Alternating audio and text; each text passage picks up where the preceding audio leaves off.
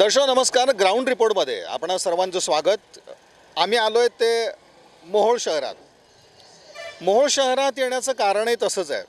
म्हणजे ज्या ठिकाणी आपण उभे आहोत ती आहे एक पानटपरी. अर्थात एखाद्या शहरात पानटपरी आढळणं किंवा आपण पानटपरीवर उभं राहणं ही काही कुठली नवलाई नाही आहे. पण एक धक्कादायक बाब अशी आहे की ही पानटपरी चालवत आहेत एक शिक्षक असणारी जी व्यक्ती आहे ती ही पानटपरी चालवते. म्हणजेच एका शिक्षकावरती पानटपरी चालवण्याची वेळ आली आहे. अर्थात ही जी वेळ त्यांच्यावरती आली आहे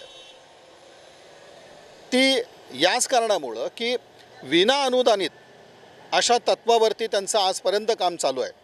आणि मग शेवटी ज्याला आपण म्हणावं की उदरनिर्वाह चालत नाही म्हटल्यानंतर एका शिक्षकानं आपली एक पानटपरी उघडणं पसंत केलं आणि पानटपरीवरती ते काम करत आहेत. त्यांची एक पानटपरी आहे. शिक्षक पानटपरी चालवत आहेत. हीच एक आपल्यासाठी महत्त्वाची अशी बाब. आमच्याकडे जेव्हा शिक्षक दिन येतो किंवा आम्ही इतर वेळेलासुद्धा शिक्षकांकडे पाहतो तेव्हा या समाजाला सुधारण्याचं काम किंवा ज्याला म्हणू की एक सुसंस्कारित समाज घडवण्याचं काम हे शिक्षकांनी करावं असा अपेक्षा जी आहे ती आमचा समाज करत असतो. पण शिक्षकांच्या बाबतीत आमच्या या राज्यामध्ये नेमकं काय घडतं आहे आणि जे घडतं आहे त्याच्यामुळं कोणती परिस्थिती उद्भवती आहे त्याचं एक उदाहरण म्हणून आज या शिक्षकांकडं पाहावं लागतं की शिक्षकांना पानटपरी उघडावी लागते आणि पानटपरीवरती काम करावं लागतं उदरनिर्वाहासाठी. नेमकी ही सगळी परिस्थिती काय आहे हे जाणून घेण्यासाठी आज आपण मोहोळ शहरात आलो आहे. आणि जे शिक्षक आहेत ज्यांचं हे पानटपरी आहे, पानटपरी चालवावी लागते दुर्दैवाने त्यांना, हे सगळा हा जो प्रसंग आहे तो कशामुळं उद्भवलेला आहे हे जाणून घेऊयात. आता ही पानटपरी आज तुम्ही पानटपरी आम्ही पाहतो की रोज तुम्ही ह्या पानटपरीवरती असता, हे चालवता रोज. एक काय कारण आहे, कोणती परिस्थिती उद्भवलेली आहे आणि ज्याच्यामुळे तुम्हाला हा मार्ग निवडावा लागलेला आहे? मी बाळू भागवत जाधव, राहणार मोहोळ. लोकनेते बाबुराव पाटील माध्यमिक व उच्च माध्यमिक विद्यालय भांबेवाडी या विद्यालयामध्ये 2010 पासून या ठिकाणी विना अनुदानित तत्वावर काम करत आहे. नोकरी लागल्यानंतर मला वाटलं मला लवकर पगार चालू होईल, मात्र आमचा या ठिकाणी 10 वर्ष झालं मला एकही रुपयाचा पगार आजपर्यंत मिळाला नाही आहे. त्यामुळे माझ्या कुटुंबाची परिस्थिती अत्यंत हलाखीची आहे. माझे वडील सालगडे येथे आणि त्यांना वाटला मुलगा नोकरी लागला त्याला काय तर पगार मिळेल, मात्र ती त्यांची निराशा झाली. त्या निराशामुळे मला माझ्या कुटुंबाचा उदरनिर्वाह करण्यासाठी मी सकाळी 7 ते 12 मी कॉलेजचं काम करतो आणि 12 ते 10 रात्री 10 वाजेपर्यंत मी ही पानटपरी चालवून माझ्या कुटुंबाची उदरनिर्वाह करतो. खरोखर शिक्षक हा समाजाचा आदर्श मानला जातो, मात्र काही शिक्षकांना समाजामध्ये जो पगार आहे आणि काही शिक्षकाला आम्हाला एकही रुपयाचा नाही आहे. अत्यंत म्हटलं गेलं तर गुलामगिरीपेक्षा देखील आमची अवस्था वाईट झालेली आहे. किती वर्षापासून तुम्ही तुमच्या संस्थेमध्ये काम करताय आणि ही जी सगळी दुकान जे उघडलं त्याला एक किती कालावधी गेला, किती वर्षापासून ही पानटपरी चालवत आहे तुम्ही आणि जी म्हणून सर्व्हिस ती आज किती वर्ष झालेली आहे? तर मी 2010मध्ये सर्व्हिसला जॉईन झालो. 2010पासूनच मी या ठिकाणी पान शॉप खोललेलं आहे. तर माझ्या कुटुंबाची गुजराण ही पगार मिळत नसल्यानंतर मी पानटपरीचा विचार केला आणि पानटपरी मी या पुणे हायवेवर टाकून या ठिकाणी माझ्या कुटुंबाची उदरनिर्वाह करतो आहे. एक शिक्षक तुम्ही आहात आणि पानटपरी चालवण्याचा निर्णय तुम्ही घेतला. वाईट वाटत नाही का की पानटपरी आपल्याला चालवावी लागते? आपण शिक्षक आहोत, जेव्हा विद्यार्थ्यांसमोर तुम्ही जाताय आणि हेच कदाचित विद्यार्थी या पानटपरीवरनं पुढं जात असतील तेव्हा ह्याचं वाईट वाटत नाही की आपण एक शिक्षक आहोत आणि पानटपरी चालवतोय? एक मानसिक स्थिती काय? खरोखरच सर, एका शिक्षकाला पानपट्टी चालवणं ही महाराष्ट्राच्या शिक्षकाच्या शिक्षण दृष्टिकोनातून अत्यंत लाजणी बाब आहे सर. मात्र माझा नाईलाज आहे आणि या ठिकाणी ज्या वेळेला मी पानपट्टी चालवतो त्यावेळेला अनेक माजी विद्यार्थी येतात, त्यावेळेला मी मान खाली घालून पेपर वाचन करत असतो. ही माझ्यासाठी महाराष्ट्रासाठी हे शिक्षण क्षेत्राच्या दृष्टीनं अत्यंत लाजणी गोष्ट आहे. खरोखरच सावित्रीबाई म्हणा शाहू फुले आंबेडकरांचा जो महाराष्ट्र आहे सर, जो शिक्षण आहे त्या शिक्षकांची अवस्था अत्यंत विनादन तत्वामुळे दयनीय झालेल्या आहेत. राज्यातील 60,000 शिक्षक माझे बांधव आज अशाच पद्धतीने कामं करतात. आज पगार मिळेल, उद्या पगार मिळेल, मात्र सर 10 वर्ष झाली तब्बल या ठिकाणी आम्हाला 1 रुपयाचा पगार भेटत नाही आहे. शासन केवळ वारंवार आश्वासनं देतं, मात्र आश्वासनाची पूर्तता होत नाही आहे सर. आणि या निर्णयामुळं आम्ही अत्यंत निराशाजनक स्थितीमध्ये आलेलो आहोत. फडणवीस सरकारनं देऊ केलेलं आमचं 20% अनुदान देखील या महाविकास आघाडी सरकारनं आमच्या पदरात येऊ दिलेलं नाही आहे. हे देखील अत्यंत खेदजनक गोष्ट आहे सर. हे विना अनुदानित तत्व आपण म्हणतोय, यासाठी तुमचा एक पाठपुरावा कसा होता आणि तुमच्या पाठीमागं काही संघटना उभारल्या का आणि शेवटी या बाबतीत नेमकं घडलं काय? विना अनुदानित तत्व तर आहेच आहे आणि दिसतं आपल्याला असं की त्यामुळे एक हालाकीची परिस्थिती आहे, पण या बाबतीत एक काय घडलं? कारण आपण मध्यंतरी पाहिलं की आंदोलनसुद्धा या बाबतीत घडलेली होती. मग याचं एक फलित काय समोर आलं आपल्या? सर, आम्ही या विनाअनुदानित तत्वाचा पाठपुरावा करत असताना या उच्च माध्यमिक कृती समितीच्या संघटनेने जवळपास राज्यात 305 आंदोलन केलं. आम्ही आमरण उपोषण केलं, आम्ही भीक मागो आंदोलन केलं, आम्ही जेलभरो आंदोलन केलं आम्ही. आणि आंदोलन करत असताना सर 2019मध्ये आम्ही आझाद मैदानामध्ये जोरदार ठिय्या आंदोलन केलं. त्या जोरदार ठिय्या आंदोलनाची एकच मागणी होती की आम्हाला घोषित करून आम्हाला आमच्या हक्काचा तात्काळ 100% पगार द्यावा. मात्र सरकारने त्यावेळेला आमच्या शिक्षकांना बांधवांवर लाठीचार्ज केला सर. आणि त्या लाठीचार्जमध्ये या ठिकाणी आमच्या अनेक शिक्षक बांधवांच्या वर्मीवर घाव लागला. खरोखर पगार द्यायचा लांब राहिला, पण आम्हाला सर लाटे मिळाल्या. या ठिकाणी अत्यंत वाईट गोष्ट आहे सर. आज 305 आंदोलन देखील सर आम्हाला हक्काचा पगार मिळू शकलेला नाही आहे. आझाद मैदानामध्ये लाठी हल्ला झाला त्यावेळेला राज्यातील शिक्षक प्रतिनिधी, कुठलाही शिक्षक प्रतिनिधी आझाद मैदानामध्ये आलेला नाही सर. आज जे म्हणतात शिक्षकांचे आम्ही हे आहोत, मात्र लाठी हल्ला झाल्यानंतर कुठलाही शिक्षक आझाद मैदानामध्ये प्रवेश केलेला नाही आहे सर. एका बाजूला आपण बघतोय की शिक्षकांना जवळपास 60,000 70,000 पगार पडतोय, काही जण अगदी लाखाच्या जवळपास असतात. पण दुसऱ्याच बाजूला एक विरोधाभास असा आपल्याला दिसून येतो की शिक्षकांना उदरनिर्वाह चालवण्यासाठी पानटपरी उघडावी लागते, पानटपरीत उभं राहावं लागतं. असं एक सगळे ज्याला म्हणू की विसंगती असलेलं हे सगळं आपलं राज्यातलं चित्र आहे. पण शेवटी काम तर सारखंच केलं जातं, पण एकाला मिळत आहेत जवळपास ₹1,00,000 आणि दुसऱ्याला मात्र उदरनिर्वाहासाठी पानटपरी उघडावी लागते. हे सगळं पाहिल्यानंतर काय वाटतं की जेव्हा बाजूचा शिक्षक आज 70,000 80,000 पगार घेतो आणि आपण तेच काम करतोय आणि त्याचे पैसे मात्र मिळत नाही आहेत, हे पाहिल्यानंतरची एक मानसिक स्थिती काय असते? सर, असं पाहिल्यानंतर मन अत्यंत व्यथित होतं माझं. माझ्याच बांधवांना या ठिकाणी ₹1,00,000 पगार भेटतो आणि मी तेच कार्य करत असताना सर मला 5 पैसेसुद्धा भेटत नाहीत. हे ऐकून हा विचार देखील माझ्या मनाला सर अत्यंत क्लिष्टदायक आणि वेदनादायक आहे सर. जी आपण म्हणावी घरची परिस्थिती, कारण शेवटी आपल्याला दिसतं असं की जिथं तुम्ही आज शिकवताय तर तिथून तुम्हाला काहीच मिळत नाही त्याच्यामध्ये, आणि त्यासाठी तुम्ही एक आता पानटपरी इथं उघडली. शिक्षक असून पानटपरी तुम्हाला चालवावी लागते दुर्दैवानं. एक घरची एक परिस्थिती कशा पद्धतीची आहे आणि घरच्या लोकांना शेवटी वाटतं काय की आपला मुलगा एक शिक्षक आहे मात्र पदरात तर काही पडत नाही आहे. हे घरचं वातावरण मग कसं असतं? एक त्यांची अपेक्षा काय असते, त्यांची एक मानसिकता काय असते?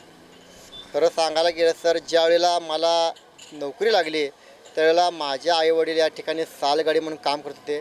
त्यांना खूप आनंद झाला की मुलाला मास्तर झाला, मुलगा प्राध्यापक झाला आणि आता खरोखरच हे 18-20 जे दारिद्र्य आहे ते दारिद्र्य घरातलं निघून जाईल, कुठेतरी सुखाचे 4 घास आपल्याला भेटतील. मात्र सर आमच्या या ठिकाणी ह्या शासनाच्या धोरणामुळे आमच्या कुटुंबाचा, आईवडिलांचा, पती पत्नीचा, सासू सर्वांचाच या ठिकाणी फार भ्रमनिरास झाला आहे सर. खरोखरच आम्हाला समाजामध्ये पाहुण्यामध्ये गेल्यानंतर सर आम्हाला खाली मान घालून बसावं लागतं आणि जिथे जाईल तिथे जाईल सर आम्हाला हा एक प्रश्न जातो, कधी मिळणार तुम्हाला पगार, कधी तुम्हाला हक्कात तुमचा पगार मिळणार, का तुम्ही असेच बिनपगार रिटायरमेंट होणार, असे कडवे बोल आम्हाला आज सर समाजामध्ये लावले जातात.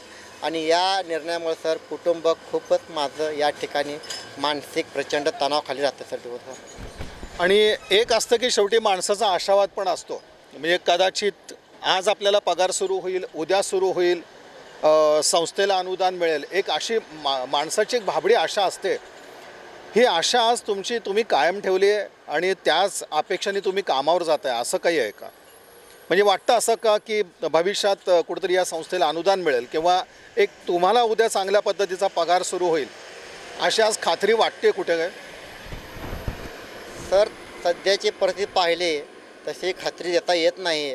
मात्र आशा ही वाईट आहे. या तत्वानुसार आम्ही आज देखील तेवढ्याच प्रामाणिकपणे विद्यालयावर जाऊन आम्ही काम करतो आहोत. आणि आमचं आव्हान आहे की सर्व शिक्षक संघटना असतील, लोकप्रतिनिधी असतील, शासन असेल, जे फडणवीस सरकारने आम्हाला 1 एप्रिल 2019पासून जे 20% अनुदान लागू केलं होतं, ते अनुदान जर या सरकारने लवकर जर आमच्या पदरात पाडलं तर निश्चितपणे राज्यातील 60,000 शिक्षक पुन्हा नव्या जोमाने या ठिकाणी विद्यालयावर शिक्षणावर प्रेम करून तो शिक्षक आणि विद्यार्थी घडवेल. आज तुम्ही पानटपरी इथं उघडली आहे, शिक्षक असून तुम्ही पानटपरी ही सगळी चालवताय आणि तुम्ही म्हटलं की निश्चितच मला हे सगळा कमीपणा वाटतो जेव्हा सगळ्या लोकांसमोर तुम्ही प्राध्यापक म्हणून असता आणि इथं मात्र पानटपरी चालवते, कमीपणा वाटतो, हे सगळं बरोबर आहे.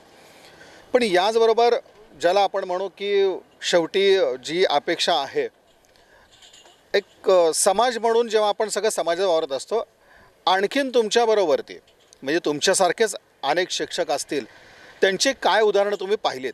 म्हणजे जी अवस्था तुमची आहे ती आपण आपल्यासमोर पाहतोच आहे, पण आणखीन जे तुमच्याबरोबरती अशाच परिस्थितीतले शिक्षक आहेत, त्यांची एक परिस्थिती कशा पद्धतीची पाहिली आहे तुम्ही? हो तर सर, या ठिकाणी माझ्याबरोबर जे काय माझ्याबरोबर जे काय बांधव आहेत, त्या बांधवामध्ये मी पानपट्टी खोलली. काही शिक्षक या ठिकाणी विद्यार्थ्याच्या शेतामध्ये कामाला जातात. माझे काही नरुडी सर नावाचे शिक्षक आहेत, ते या ठिकाणी शाळा सुटली की दुपारी शेळ्या मेंढ्या चारायला जातात. काही काळे सर आहेत, हो जातात, ते शेळ्या मेंढ्या राखायला जातात सर. काही शिक्षक दुसऱ्या दुकानामध्ये कामाला जातात. काही शिक्षक इतर पार्ट दुपारनंतर या ठिकाणी कंपनीमध्ये म्हणा किंवा इतर डिलिव्हरी असेल म्हणा त्याच्यामध्ये सर काम करतात. खरोखरच अत्यंत ही माझ्या शिक्षक इतर बांधवांचीसुद्धा अवस्था सर वाईट आहे. या निमित्तानं माझं महाविकास आघाडी सरकारला एकच आव्हान आहे की जे फडणवीस सरकारने 1638 अधिक 146 या कॉलेजांना 1 एप्रिल 2019पासून अनुदान देण्याचा निर्णय घेतलेला आहे, ते अनुदान आम्हाला वितरण करावं. जो शासनाने नवीन निर्णय घेतलेला आहे की 1 नोव्हेंबर 2020पासून जो निर्णय आहे तो निर्णय रद्द करून आमचा जो मूळ निर्णय आहे 1 एप्रिल 2019पासूनचा तो 13 सप्टेंबरच्या निर्णयातून घेतला गेला, तो आम्हाला अनुदान मिळावे एवढीच माझी या महाविकास आघाडी सरकारी अथवा शालेय शिक्षण मंत्री प्राध्यापक वर्षा गायकवाड यांच्यावर माझी अपेक्षा आहे. जे शिक्षक मोहोळमध्ये पानटपरी ज्यांनी उघडली आहेत त्यातून आपला जे उदरनिर्वाह करतायत, तर त्यांच्या आई ज्या आहेत तर त्यांच्याशी आपण हा संवाद पुन्हा कायम ठेवतो आहे. मुलगा पानटपरी उघडतो आहे, म्हणजे शिक्षक आहे, प्राध्यापक आहे मुलगा, आणि शेवटी मग पान दुकान कुठेतरी उघडावं लागतं आणि संसार चालवावा लागतो. काय वाटतं तुम्हाला हे सगळं पाहिल्यानंतर चित्र? माझा मुलगा 10 वर्ष झाले शिकतोय, त्याला पगार नाही, पाणी नाही, पानटपरीवर चालते, काय करायचं काय सांगा विचार. आम्ही त्याच्या आशेवर बसलेलो आहोत. मग असं वाटतं का की आपण सगळं शिकवलं केलं पण अपेक्षित आपलं काही घडलंच नाही? काय अपेक्षा कष्ट घेऊन तुम्ही शिकवलं असेल तर? हो, मग त्यातनं आज नोकरी नाही, पानटपरीच उघडावी लागते. हा. नोकरी नाही म्हणण्यापेक्षा नोकरी आहे आणि शिक्षक म्हणून वावरतात आणि शेवटी पान दुकान उघडावं लागतं. त्याच्याबद्दल काय वाटतं? आमच्या त्याच्यामधनं आमच्या बाळाला पगार चालू व्हावे. आज 10 वर्ष झाले शिक्षण करते, आम्ही त्याच्या आशेवर आहोत. कसं घर चालतं एक? आता हे पानटपरी तर आपण बघतो की ही अशी आहे, दुसरीकडे तिथं तर कॉलेजचा पगार नाही. काय अडचणी येतात? आर्थिक अडचणी म्हणा किंवा कशा प्रकारचे प्रसंग येतात? म्हणजे ह्याच्यावर ज्याचा धंदा व्हावा तेव्हाच चालतंय, नाही धंदा झाला तर हात नाही. हा साहेब, कशाच्या आशेवर नाही, ह्याच्या आशेवर, धंद्याच्या आशेवर. शिक्षक म्हणून त्या नोकरीवरती काय आशा नाही? आशा कशी नाही, आशा आहे. बाळाला माझ्या पगार चालू आहे, 10 वर्ष झालं शिक्षण करतोय. आज ही नाही तर टपरी वगैरे तर बाळांना करायचं काय म्हणून शिक्षण केलं आम्ही हाताच्या पोटावर, खुरपण्याच्या आणीवर. लोकांच्या बांधाला. म्हणून आम्ही शिक्षण केलं की आमच्या बाळाला काम लागलं तसं आमच्या बाळाला पगार चालू व्हावी. वाईट वाटतं का सगळं बघितल्यानंतर की शिकवलं पण वाईट वाटतं पगार चालू व्हावी. 10 वर्ष झालं शिक्षण करता येईल कृपाचं. सांगा किती जणांचा संसार आहे हा सगळा? एक पान टपरीवरती चालणारं किती जण? घरातलं कुटुंब कसं आहे? किती जण आहेत तुम्ही सगळेजण? 8 जण आम्ही. आणि 8 जणांचं मग शेवटी पान टपरीवर भागतं चालते का? कसं भागते ना असं भागवायचं कसं भागवायचं. मग ह्या लेकराला माझ्या पगार झाल्यावर कशाला कोणते ठरवते सांगा बरं. आणि असं वाटतं का की पुढे चालून सगळं काही सुरळीत असं वाटतं का तुम्हाला? तसं कसं चालेल? पगार पाणी असलं तर सुरू चालतंय. एकावर बघाल का? तेच पगार पाणी सुरळीत सुरू होईल असं वाटतं का तुम्हाला? काय मग त्याच्या ह्याच्यात चालतं की मग कसं सुरू एकदम आनंद होतो. पगार पाणी झालं, हातात आलं, घर चाललं, एकदम आनंद होतो ना. अशी आहे आपल्याला. आपण मोहोळ शहरात पोहोचलो आणि इथं पाहिलं की एक शिक्षक जे आहेत ते दुर्दैवान ज्याला आपण म्हणू की त्यांना पान टपरी चालवावी लागते. का तर वेतनच मिळत नाही. विना अनुदानित तत्वाचा मारा त्यांना सहन करावा लागतो आणि त्यासाठी मग उदरनिर्वाह करता पान टपरी चालवावी लागते. आता बाळासाहेब जाधव यांच्यासारखं काही एकमेव उदाहरण नाही आहे. अनेक अशी उदाहरणं आहेत की शिक्षकांच्या संदर्भात नेमकं आमच्या इथं घडतं काय आणि त्यांच्यावरती कोणते प्रसंग उद्भवतात. एकीकडं शिक्षकांना मजबूत असे पगार आहेत की ज्याचा आपण विचार करू शकत नाही. म्हणजे काम आणि मिळणारं सगळं जे पदरात पडणाऱ्या सगळ्या गोष्टी आहेत तर खरोखरच समाधानकारक ती गोष्ट आहे. पण दुसऱ्या बाजूला त्यांच्या इतकंच काम करणारे दुसरे शिक्षक आहेत. त्यांना एकंदरीत शासनाच्या धोरणाचा किंवा जे आमच्याकडं म्हणू की एक व्यवस्था आहे तर त्याचा परिणाम कशा पद्धतीने भोगावा लागतो त्याचं आणखीन एक उदाहरण आहे की ज्यांची अगदी सेवा आता संपुष्टात यायला आता काही अवधी आहे त्याला एक 2-4 महिन्याचा की ज्याच्यानंतर ते रिटायर होतील. पण एवढ्या वर्षाच्या सेवेत त्यांना वेतन म्हणून पाहायला मिळालेलं नाही आहे. आज त्या व्यक्तीशी आज आपण इथं मोहोळमध्ये संवाद साधतो आहोत की काय नेमकं घडतं आणि कशा प्रकारची ही सगळी परिस्थिती उद्भवलेली आहे. काय घडलं तुमच्या बाबतीत की आपण म्हणलं की रिटायरमेंटची वेळ आली पण हातात मात्र पगार पडत नाही आहे? काय कारण आहे? मी 1992 साली पुणे विद्यापीठातून MSc फर्स्ट क्लास ही डिग्री घेतली. त्यानंतर BEd केलं आणि शिक्षण संस्थेमध्ये शिक्षक म्हणून कामावरती रुजू झालो. अनेक शिक्षण संस्थांमध्ये मी junior college, senior college, high school अशा अनेक ठिकाणी अनेक शिक्षण संस्थांमध्ये काम केलं. पण विना अनुदानित धोरण शासनाचं असल्यामुळं मला आजपर्यंत कसलाही पगार मिळालेला नाही, मानधन मिळत नाही, बोनस मिळत नाही. अशा पद्धतीनं शिक्षकाचं एकंदरीत कामकाज चालत आहे. विना अनुदानित शिक्षकाची खूप मोठी हालाकीची परिस्थिती आहे. असे अनेक शिक्षक आहेत की ते दिवसा कॉलेजमध्ये शिकवतात विद्यार्थ्यांना आणि रात्रीच्या वेळेला त्यांना शेतामध्ये काम करावं लागतं. कॉलेजमध्ये जे विद्यार्थी असतात, ज्या विद्यार्थ्यांना ते शिक्षक शिकवतात त्याच विद्यार्थ्याच्या शेतावरती त्यांना शेतमजूर म्हणून कामाला जावं लागतं. अशी परिस्थिती आहे सध्या. नाही पण हे सगळं जेव्हा आपल्या वाटायला येतं शेवटी उदरनिर्वाह चालतो कसा आणि मग शेवटी यातून एक अपेक्षा कशा पद्धतीच्या आता इथून की उद्या ही सगळी परिस्थिती सुधरेल असं वाटतं का तुम्हाला? कारण हातात तर काही पडत नाही आहे आणि एक रिटायरमेंटची तुमची वेळ आली. मग हे सगळं आर्थिक गणित शेवटी कसं घातलं जातं, कसं होतं शेवटी चालतं घर कसं? मग प्रपंच चालवण्यासाठी शिक्षकांना मग इतर कामं शोधावी लागतात. काही जण शेतमजूर म्हणून काम करतात, काही जण पानपट्टी चालवतात. माझ्या परिचयाचे एक शिक्षक आहेत की ते कॉलेज संपल्यानंतर रिक्षा चालवतात, तीन चाकी टमटम चालवतात, रिक्षा चालवतात, कोण किराणा दुकानामध्ये कामाला जातं. अशी अतिशय वाईट परिस्थिती शिक्षकाच्या वाट्याला आलेली आहे. एक शिक्षक कुठेतरी पानटपरी चालवतो, रिक्षा चालवतो किंवा विद्यार्थ्याच्या शेतावरती सालगाडी म्हणून काम करतो. हे वेदनादायी कशा प्रकारचं हे चित्र असतं? एक समाजाला म्हणू की समाजाला सुद्धा ही वेदना देणारी गोष्ट असते, पण एक शिक्षक म्हणून तुमची एक मनाची स्थिती कशी असते हे सगळं पाहिल्यानंतर काय वाटतं तुम्हाला? अतिशय वाईट वाटतं. शिक्षकाच्या वाट्याला असे दिवस आलेत याची फार खंत वाटते आम्हाला. आणि शासनाकडून काय अपेक्षा नाही आहेत. गेले 25-30 वर्ष हे विनाअनुदानित धोरण असल्यामुळं भविष्यकाळामध्ये कधी पगार चालू होईल, शिक्षकांना कधी वेतन मिळेल याची खात्री कुणीही देऊ शकत नाही. आणि जेव्हा हे तुम्ही पाहतो, तुम्ही काही उदाहरणं दिली याच्यामध्ये की रिक्षा चालवणारे शिक्षक आहेत किंवा अगदी सालगडी म्हणून काम करणारे सगळे शिक्षक आहेत. या शिक्षकांसमोर मग शिक्षकांकडे बघण्याचा दृष्टिकोन विद्यार्थ्यांचा मग कशा पद्धतीत असतो? कारण दिसतं असं चित्र की कुठेतरी तुम्ही पानटपरी चालवताय, कुठेतरी अन्य कामं करताय आणि त्यांना माहिती असतं की ही वेळ या शिक्षकांवरती का आलेली आहे. विद्यार्थ्यांचा दृष्टिकोन कुठेतरी बदललेला दिसतो का? विद्यार्थ्यांच्या नजरेमध्ये कुठेतरी शिक्षक कमी दिसून येतो का आपल्याला? तसं होताना दृष्टिकोन जो तुम्हाला वाटतो तो कसा असतो? तसं होताना काही दिसत नाही, कारण शिक्षक हा प्रामाणिकपणे काम करत असतो. विद्यार्थ्यांना चांगलं कॉलेजमध्ये शाळेमध्ये शिकवतोच, पण अशा शिक्षकावरती अशी वेळ येते याची विद्यार्थ्यांना खंत वाटते आणि विद्यार्थी म्हणतात की काय सर तुमच्या वाट्याला हे दिवस आलेले आहेत. म्हणजे शिक्षकाकडे बघण्याचा दृष्टिकोन त्यांचा विद्यार्थ्यांची सहानुभूतीच आहे.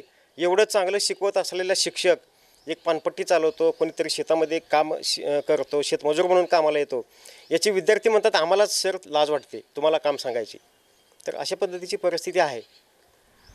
संस्थेकडून कसा दिलासा दिला जातो या सगळ्या गोष्टीमध्ये? किंवा असं वाटतं का की येणाऱ्या काळामध्ये खरंच काहीतरी आपल्याला आता पगार वगैरे चालू होईल? हे जे चित्र आहे ते कसं आहे? संस्थाचालक शेवटी काय करणार? संस्थाचालक तर पगार देऊ शकत नाहीत. संस्थाचालक काही शिक्षण मंत्री नसतात. त्यांना पण वाईट वाटतं, इतके क्वालिफाईड शिक्षक आपल्याकडं बिनपगारी कामाला आहेत, त्याची शिक्षण संस्थाचालकांना पण खंत आहे, पण शासन त्याची दखल घेत नाही.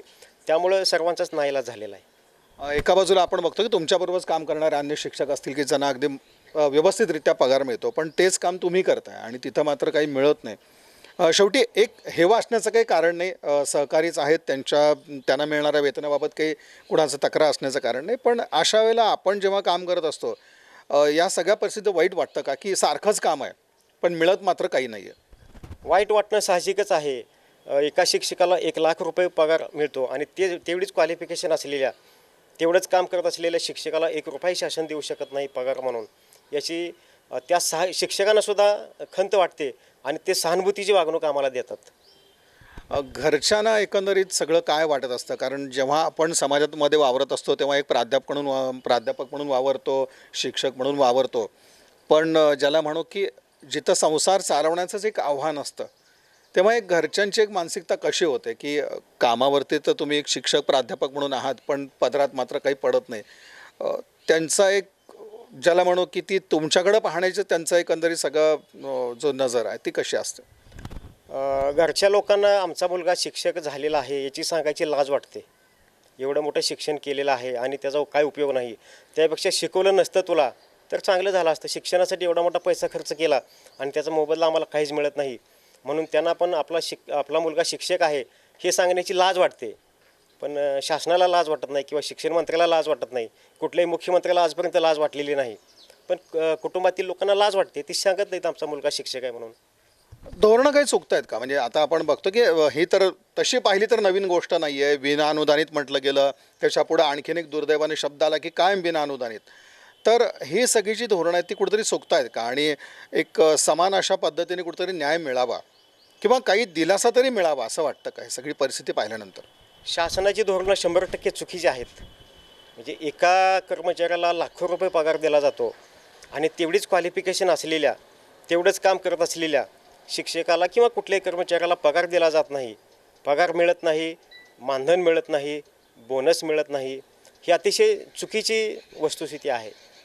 झगडणाऱ्या संघटना तुमच्यासाठी कशा पद्धतीने प्रयत्न करत आहेत? म्हणजे विनाअनुदानित शिक्षकांचे प्रश्न आपल्याकडं कायमच आहेत आणि त्यासाठी संघटनासुद्धा रस्त्यावर उतरत असते. यश मिळताना दिसतं का त्यांना? कुठले त्यांचे जे प्रयत्न आहेत त्याला कुठेतरी यश मिळतं असं वाटतं का काही?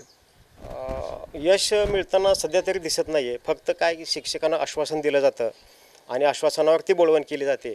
अनेक वेळेला आम्ही मंत्रालयामध्ये उपोषणाला बसलो, अनेक आंदोलनं केली, तर त्यावेळेला शिक्षकावरती लाठी हल्ला केला. वेतन मागायला गेलेल्या शिक्षकावरती लाठी हल्ला होतो, ही अतिशय दुर्दैवाची बाब आहे. राम खोचरे एक 20% अनुदानित शाळेवरती काम करतो. मनोहर डोंगरे माध्यमिक विद्यालय टाकळी सिकंदर या ठिकाणी. मग आमची शाळा 2016ला 1 व 2 जुलै 2016ला पात्र झाली. तिथून 2 वर्ष त्यांनी अनुदान वितरणाचा GR काढायला लावला आणि 9 मे 2018 रोजी अनुदान वितरणाचा GR काढला. आणि हे जे पाठीमागचं जे 2 वर्ष पात्र होऊन जे आहेत ते 2 वर्ष या ठिकाणी विनावेतन काम केलं. आजपर्यंत विनावेतनच काम करतो, परंतु 2 जुलैला 1 आणि 2 जुलैला ज्यावेळेस शाळा पात्र केला तिथून पुढंसुद्धा सुद्धा 2 वर्ष त्यांनी अनुदान दिलं नाही आणि प्रत्यक्षात अनुदानाचा वितरणाचा GR जी आहे ती 9 मे 2018 रोजी पात्र झाला आणि तिथून आम्हाला 20% अनुदान दिलं. मग तिथून जरी टप्प्यानुसार अनुदान द्यायचं म्हटलं तरी वर्षाला 20%चा टप्पा शासनानं ठरवलेला होता आणि ते प्रचलित जे धोरण होतं ते धोरण होतं आणि त्यांनी हे प्रचलित धोरण BJP सरकारने या ठिकाणी बंद केलं आणि त्यात शासनाने जे आदेश काढला 9 मे 2018 एक टीप टाकली की हा जो आदेश आहे 2020 ही वर्षापुरता आदेश काढला त्याने आणि तिथून पुढचा जो आदेश ज्यावेळेस शासनाचा मंत्रिमंडळात निर्णय होत नाही तोपर्यंत त्या ठिकाणी इथून पुढचं अनुदान त्यांना देण्यात येऊ नये असं त्या ठिकाणी शासनानं आदेश केला आणि तिथून पुढं आजपर्यंत 3-4 वर्ष झाली. आज 60% शाळा पाहिजे होती परंतु ती 20%च शाळा या ठिकाणी आहे आणि हे जे शासनाचे जे धोरण आहे ते धोरण चुकीचं आहे पूर्णपणे. ज्या काही विनाअनुदानित शाळा आहेत पूर्ण अघोषित असतील घोषित असतील 20% असतील ह्या सगळ्या शाळांना शासनाला 100% अनुदान देणं गरजेचं आहे. आजपर्यंत 20 वर्ष झालं ह्या शाळेला अनुदान नाही. मग आत्ता तरी किमान त्यांना 100% अनुदान मिळावं हीच सगळ्या शिक्षकांची अपेक्षा आहे.